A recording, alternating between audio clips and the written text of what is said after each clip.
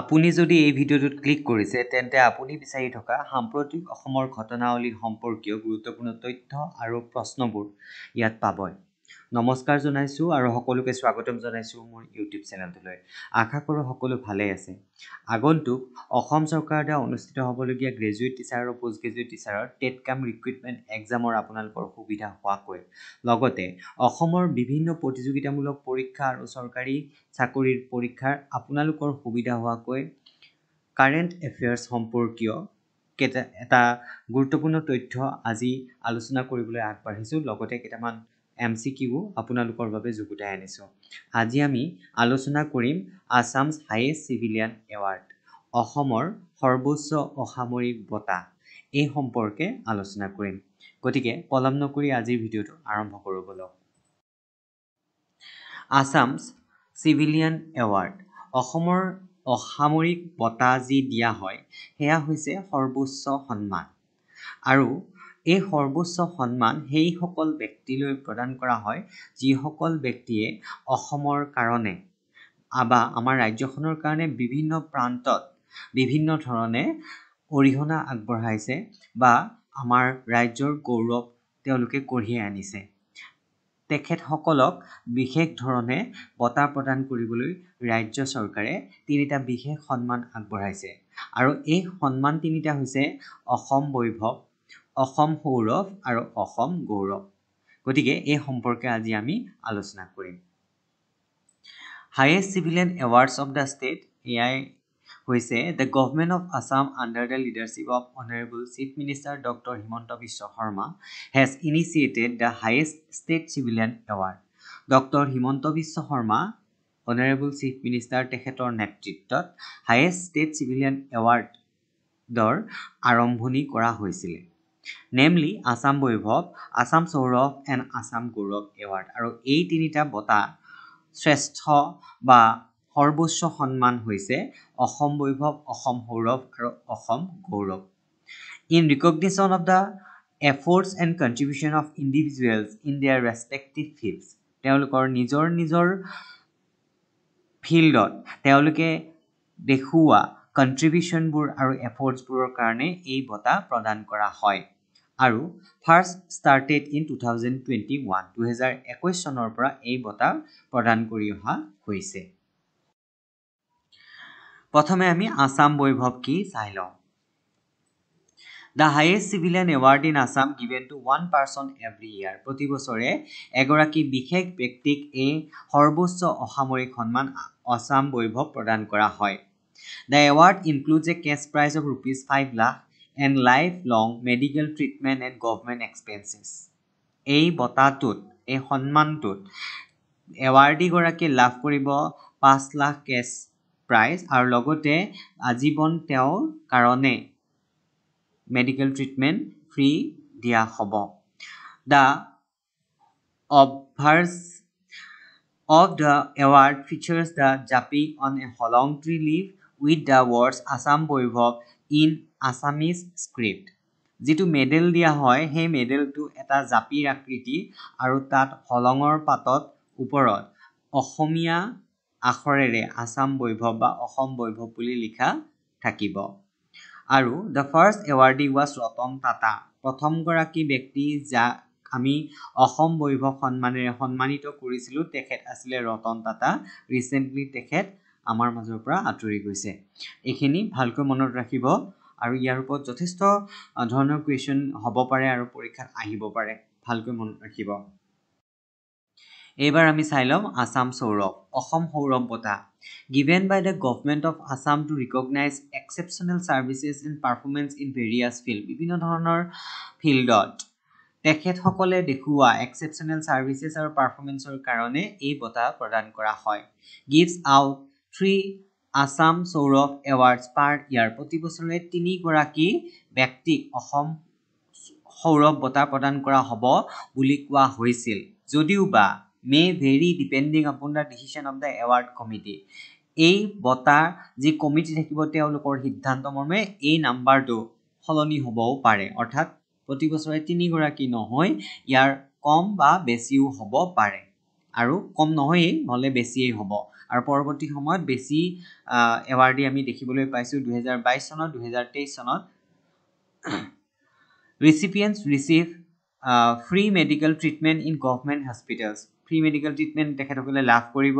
free accommodation in government guest house and circuit house বিভিন্ন ধৰণৰ যি গেষ্ট হাউস থাকিব বা সাৰ্কিট হাউস থাকিব তেওঁলোকৰ কাৰণে ফ্ৰী অকমোডেশনৰ ব্যৱস্থা কৰা হ'ব free travel in ASTC buses okay তেওঁলোকে ফ্ৰীলি যাব পাৰিব invitation to official functions as distinguished guest বিশেষভাৱে আমন্ত্ৰিত ব্যক্তি হিচাপে তেওঁলোকক ইনভাইটেশন দিয়া হ'ব অফিচিয়েল ফাংচন বিলাকত আৰু লগতে ₹4 lakh for medical expenses for critical diseases তেওঁলোকৰ কাৰণে 4 লাখ টকাৰ মেডিকেল এক্সপেন্সেসও আগবঢ়োৱা হ'ব আৰু এইখিনি আছিল অসম সৌৰভৰ লাগতিয়াল তথ্য আপোনালোকে স্ক্ৰিনশ্বট মাৰি থব পাৰে ইয়াৰ ওপৰতো প্ৰশ্ন হ'ব পাৰে নেক্সট আসাম গৌৰৱ অসম গৌৰৱ সম্পৰ্কীয় তথ্যখিনি আমি জানি লওঁ আহক থাৰ্ড হাইয়েষ্ট সিভিলিয়ান এৱাৰ্ড এইটো হৈছে তৃতীয়টো সৰ্বোচ্চ অসামৰিক বঁটা give to recognize exceptional performance or service in any field যি কোনো ক্ষেত্ৰত তেখেতসকলে দেখুওৱা পাৰফৰমেন্সৰ কাৰণে এই বঁটাটো তেখেতসকলক প্ৰদান কৰা হ'ব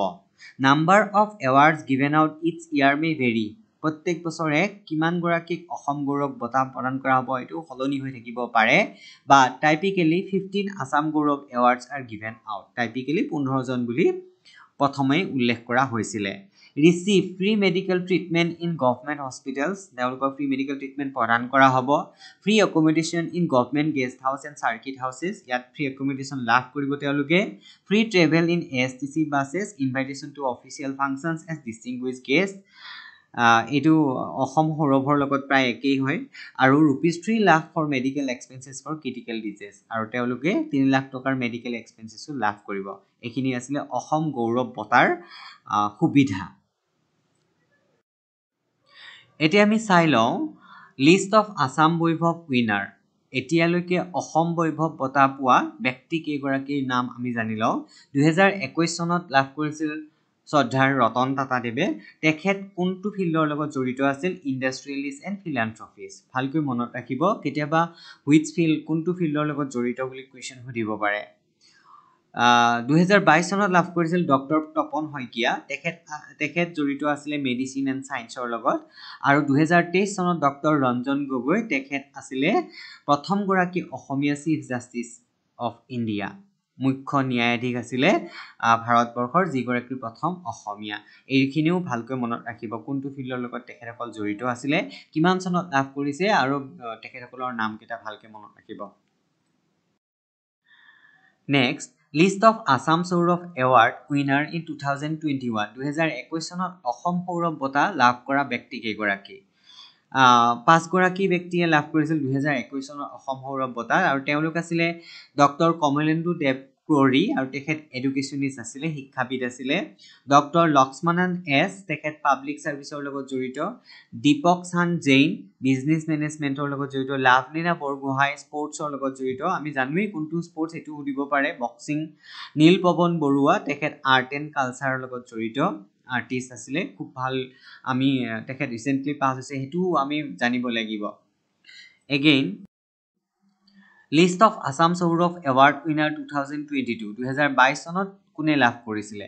2022 চনত পাঁচ গৰাকী ব্যক্তিক প্ৰদান কৰা হৈছিল আসাম সৌৰভ এৱাৰ্ড আৰু তেওঁলোক আছিল কৃষ্ণ ৰয় আবাহন থিয়েটাৰৰ লগত তেখেত জড়িত আছিল গিলবাৰ্টছন চাংমা তেখেত স্পৰ্টছ ফুটবলৰ লগত জড়িত নয়নমণি শইকীয়া স্পৰ্টছ লন বল এটো খুব ভালকৈ মনত ৰাখিব কি খেলৰ লগত জড়িত আছিল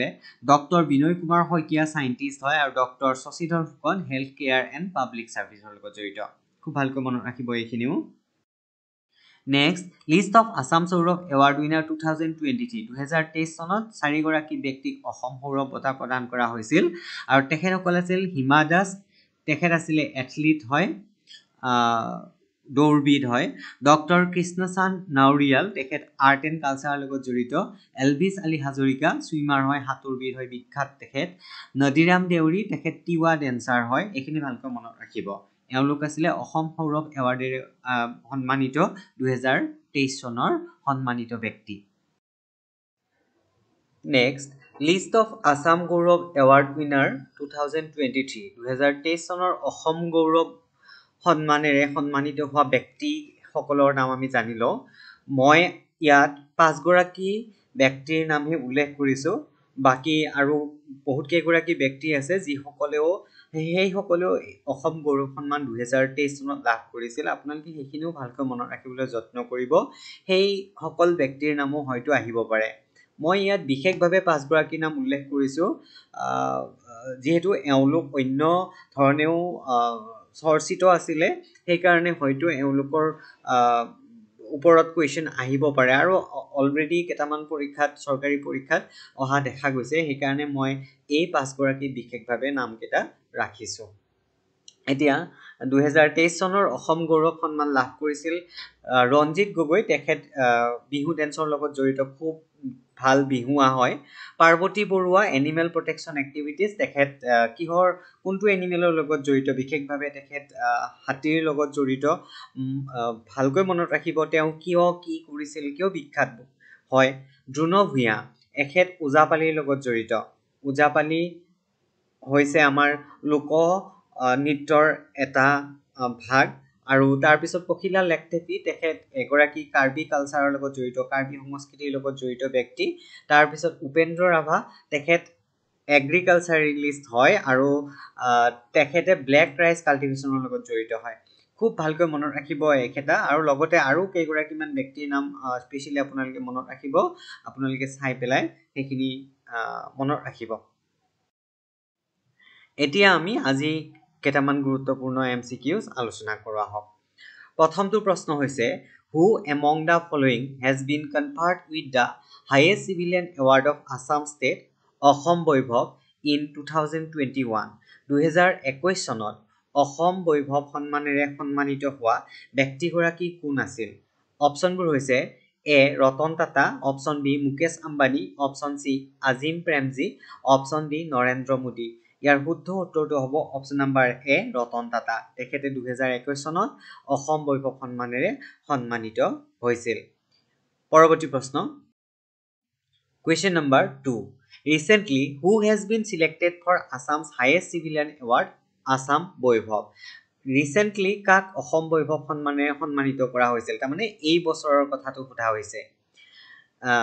ৰিসেন্টলি যেটো দিয়া হ'ল এটো অপচনবোৰ হৈছে option A doctor Bhupen Hazarika option B doctor Himanta Biswa Sarma option C doctor Ranjan Gogoi option D doctor Tapan Saikia ইয়াৰ শুদ্ধ উত্তৰটো হ'ব option number C doctor Ranjan Gogoi 2023 চনত তেখেতে লাভ কৰিছিল পৰৱৰ্তী প্ৰশ্ন question number 3 select the incorrect statement about Assam's highest civilian award Assam Boibhav অসমৰ সৰ্বোচ্চ অসামৰিক সন্মান অসম বৈভৱ সম্পৰ্কীয় ষ্টেটমেন্ট কেইটামান দিয়া আছে তাৰে কোনটো ইনকাৰেক্ট হয় আমাক সোধা হৈছে অপচনবোৰ হৈছে option A the award includes a cash prize of ₹5 lakh option B the obverse of the award feature the japi on a holong tree leaf with the words Assam Boibhav in Sanskrit script option C lifelong medical treatment at government expenses option D first awardee was Ratan Tata গটিকে ইয়াৰ আমাক কৈছে option কেটা দিছে যে প্ৰথমটো কৈছে যে award includes a cash prize of ₹5 lakh awardটোত কি থাকিব ₹5 লাখ cash prize থাকিব লগতে যেটো সন্মান দিয়া হৈছে এই সন্মানটো মানে মেডেলটো জাপিৰ এটা আকৃতি থাকিব লগতে হলং পাতৰ ওপৰত হলং গছৰ পাতৰ ওপৰত অসম বৈভৱ বুলি লিখা থাকিব ইন সংস্কৃত স্ক্ৰিপ্ট সংস্কৃতত অসম বৈভৱ বুলি লিখা থাকিব অপচন সিত কৈছে যে life long medical treatment at government expenses সৰকাৰি খৰচত তেখেতক লাইফ লং মেডিকেল ট্ৰিটমেন্ট আগবঢ়োৱা হ'ব আৰু অপচন ডিত কৈছে ফাৰ্ষ্ট এৱাৰ্ডি ওয়াজ ৰতন টাটা প্ৰথম গৰাকী অসম বৈভৱ উইনাৰ আছিল ৰতন টাটা গতিকে আমি যদি অপচন কেটা ভালকৈ লক্ষ্য কৰো তেতিয়ালে গম পাম যে অপচন বি যেটো উল্লেখ কৰা হৈছে যে আসাম বৈভৱ ইন সংস্কৃত স্ক্ৰিপ্ট সংস্কৃতত লিখা বুলি কৈছে এইটোৱে অশুদ্ধ হ'ব কাৰণ সংস্কৃতত নহয় এইটো অসমীয়াত লিখা আছিল অসমীয়া লিপিত অসম বৈভৱ বুলি লিখা আছিল গতিকে অপচন বি হ'ব কাৰেক্ট আনসাৰ পৰৱৰ্তী প্ৰশ্ন question number 4 select the incorrect statement about the second highest state civilian award Assam Saurav Assam Sourav অসমৰ দ্বিতীয়টো সৰ্বোচ্চ অসামৰিক সন্মান এই সম্পৰ্কে কোনটো ইনকাৰেক্ট ষ্টেটমেন্ট হয় আমাক সোধা হৈছে অপচনবোৰ হৈছে A. Recipient receive free medical treatment in private hospital. Option B. Receive free accommodation in government guest house and circuit houses. Option C. Receive free travel in ASTC buses, invitation to official function as distinguished guest. Option D. Receive rupees 4 lakh for medical expenses for critical disease. গতিকে option কেইটা আমি ভালকৈ যদি চাই লওঁ, add কৈছে যে recipient receive free medical treatment in private hospital, ব্যক্তিগত হস্পিটেলবিলাকত তেওঁলোকক ফ্ৰী মেডিকেল ট্ৰিটমেণ্ট আগবঢ়োৱা হ'ব। অপশ্যন বিত কৈছে যে ফ্ৰী একমডেশ্যন লাভ কৰিব যিকোনো গেষ্ট হাউচ বা চাৰ্কিট হাউচত। অপশ্যন চিত কৈছে যে ASTC বাছত ফ্ৰীলি ট্ৰেভেল কৰিব পাৰিব, লগতে বিভিন্ন ধৰণৰ অফিচিয়েল ফাংচনবিলাকত তেখেতসকলক স্পেচিয়েল গেষ্ট হিচাপে আমন্ত্ৰণ জনোৱা হ'ব। অপশ্যন ডিত কৈছে 4 লাখ টকা মেডিকেল এক্সপেন্সেছ তেওঁলোকে লাভ কৰিব। গতিকে আমি যদি ভালকৈ লক্ষ্য কৰোঁ তেতিয়া গম পাম যে অপশ্যন বিত যিটো কৈছে যে ইন প্ৰাইভেট হস্পিটেল সেইখিনিয়ে ভুল, অৰ্থাৎ এইটো হ'ব লাগিছিল ইন গভৰ্ণমেণ্ট হস্পিটেলছ। গতিকে কাৰেক্ট এনসাৰ হ'ব অপশ্যন নম্বৰ এ। পৰৱৰ্তী প্ৰশ্ন, question number 5, who among the following has received the Assam Saurav Award 2023? 2023 চনত অসম সৌৰভ এৱাৰ্ড কোনগৰাকী ব্যক্তিয়ে নিম্নলিখিত ব্যক্তিয়ে লাভ কৰিছিল? অপশ্যনবোৰ Pakhila Lekthepi, option B Hima Das, option C Drona Bhuyan নে option D none of this? ইয়াৰ শুদ্ধ উত্তৰটো হ'ব option number B Hima Das. পৰৱৰ্তী question number 6, which of the following is not correct about the medal Assam Baibhav? Asom Baibhav medal সম্পৰ্কে কোনটো কাৰেক্ট নহয় সুধিছে। অপশ্যনবোৰ হৈছে A the award features an image of the japi, জাপিৰ এটা আকৃতি তাত আছে। Option B the word Assam Baibhav is written on Assamese script, অসমীয়া লিপিত অসম বৈভৱ বুলি লিখা আছে। Option C the word Assam Baibhav is written on Assamese script on a banyan tree leaf, banyan গছৰ পাতত এইটো লিখা হৈছে বুলি কৈছে। Option number D none of দিছ। গতিকে আমি যদি ভালকৈ লক্ষ্য কৰোঁ তেতিয়া গম পাম যে অলৰেডি এইটো আমি ডিছকাছ কৰিছোঁ,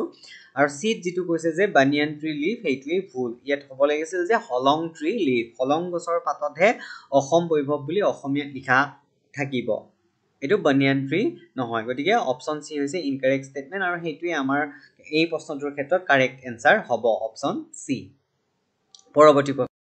question number 7, who among the following is the Assam Gaurav awardee? Asom Gaurav সন্মানেৰে সন্মানিত হোৱা তলৰ কোনগৰাকী ব্যক্তিক আমি বুজো? অপশ্যনবোৰ হৈছে এ লাভলীনা বৰগোহাঁই, বি নীল পৱন বৰুৱা, চি হিমা দাস, ডি পখিলা লেকটেপি। কোনগৰাকী ব্যক্তিয়ে অসম গৌৰৱ সন্মান লাভ কৰিছে? ইয়াৰ শুদ্ধ উত্তৰটো হ'ব অপশ্যন নম্বৰ ডি, কাৰণ বাকী কেইগৰাকীয়ে অসম সৌৰভ লাভ কৰিছে, পখিলা লেকটেপি। পৰৱৰ্তী প্ৰশ্ন, question number 8, the highest civilian award of Assam is initiated by the state government under the leadership of কাৰ নেতৃত্বত অসমৰ সৰ্বোচ্চ অসামৰিক সন্মান প্ৰদান কৰা হৈছে? অপশ্যনবোৰ হৈছে A Tarun Gogoi, B doctor Himanta Biswa Sarma, C Narendra Modi, D none of this. ইয়াৰ শুদ্ধ উত্তৰটো হ'ব option number B doctor Himanta Biswa Sarma, তেখেতৰ নেতৃত্বতে সৰ্বোচ্চ অসামৰিক সন্মান অসমত প্ৰদান কৰা হৈছে। পৰৱৰ্তী প্ৰশ্ন, question number 9, select the incorrect statement about the civilian award Assam Gaurav. Asom Gaurav civilian award সম্পৰ্কীয় ইনকাৰেক্ট ষ্টেটমেণ্ট কোনটো সোধা হৈছে? অপশ্যনবোৰ হৈছে number of award given out its year may vary, প্ৰত্যেক বছৰে কিমানগৰাকী ব্যক্তিক এই সন্মান প্ৰদান কৰা হ'ব সলনি হৈ থাকিব পাৰে, বা টাইপিকেলি 10 আসাম গৌৰৱ এৱাৰ্ডছ আৰ গিভেন আউট, কিন্তু সদ্যহতে 10 গৰাকী ব্যক্তিক এই সন্মান প্ৰদান কৰা হ'ব। Option B receive free medical treatment in government hospital, government হস্পিটেলত তেওঁলোকক ফ্ৰী মেডিকেল ট্ৰিটমেণ্ট প্ৰদান কৰা হ'ব। C free travel in ASTC buses, তেওঁলোকে ASTC বাছেত ফ্ৰীলি যাব পাৰিব। Invitation to official function as distinguish guest, বিশেষভাৱে তেওঁলোকক আমন্ত্ৰণ জনোৱা হ'ব অফিচিয়েল ফাংচনবিলাকত। আৰু D rupees 3 lakh for medical expenses for critical diseases, তেওঁলোকে মেডিকেল এক্সপেন্সেছ লাভ কৰিব 3 লাখ টকা। গতিকে আমি যদি অপশ্যনকেইটা ভালকৈ চাওঁ তেতিয়াহ'লে ইনকাৰেক্ট বুলি গম পাম যে অপশ্যন নম্বৰ এ, কাৰণ কৈছে যে ইয়াতে 10 গৰাকীক প্ৰদান কৰা হ'ব। একচুৱেলি এইটো 10 নহয় 15 হ'ব লাগিছিল, 15 গৰাকী ব্যক্তিক অসম গৌৰৱ এৱাৰ্ড প্ৰদান কৰা হ'ব বুলি প্ৰথমে ধৰি লোৱা হৈছিল বা কোৱা হৈছিল, কিন্তু এই নাম্বাৰটো কেতিয়াবা সলনি হ'বও পাৰে according to the decision of award committee. এইখিনি ভালকৈ মনত ৰাখিব আপোনালোকে। এতিয়া আজিৰ ভিডিঅ'ৰ অন্তিমটো প্ৰশ্নলৈ যোৱাৰ আগে আপোনালোকক পুনৰবাৰ অনুৰোধ জনাইছোঁ যদি মোৰ চেনেলটোলৈ আপুনি প্ৰথমবাৰৰ কাৰণে আহিছে তেনেহ'লে চেনেলটো ছাবস্ক্ৰাইব কৰিবলৈ নাপাহৰিব লগতে নিজৰ বন্ধু বান্ধৱীৰ সৈতেও ভিডিঅ'টো শ্বেয়াৰ কৰিব লাইক কমেণ্ট আৰু উপযুক্ত দিহা পৰামৰ্শ দিব পৰৱৰ্তী ভিডিঅ'ৰ সমূহত যাতে মই আৰু ভালকৈ আপোনালোকক যুগুতাই আনিব পাৰোঁ আজিৰ শেষৰটো প্ৰশ্ন Question number 10 Find out the incorrect pair about the civilian awardee of Assam অসমৰ সৰ্বোচ্চ অসামৰিক সন্মান লাভ কৰা ব্যক্তিগৰাকীৰ ক্ষেত্ৰত কোনটো পেয়াৰ অশুদ্ধ সোধা হৈছে আমাৰ এই প্ৰশ্নটোত অপচনবোৰ হৈছে অপচন এ নয়নমণি শইকীয়া তেখেতে লাভ কৰিছিল আসাম সৌৰভ এৱাৰ্ড আৰু তেখেত জড়িত আছিল লন বনৰ লগত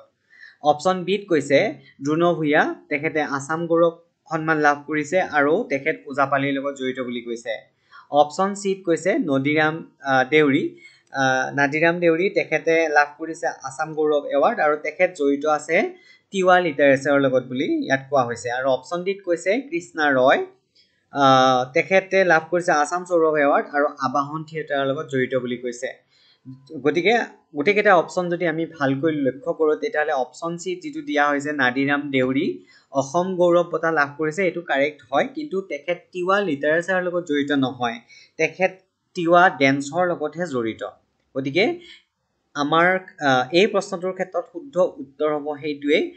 অপচন চি যিটো ইনকাৰেক্ট পেয়াৰ হয় গতিকে ইয়াৰ শুদ্ধ উত্তৰ হ'ব অপচন চি একেটাই আছিলে আজিৰ ভিডিঅ'ৰ গুৰুত্বপূৰ্ণ প্ৰশ্ন আশা কৰোঁ ভিডিঅ'টো চাই আপোনালোকে ভাল পালে পৰৱৰ্তী ভিডিঅ'ত আপোনালোকক পুনৰ লগ পাম ধন্যবাদ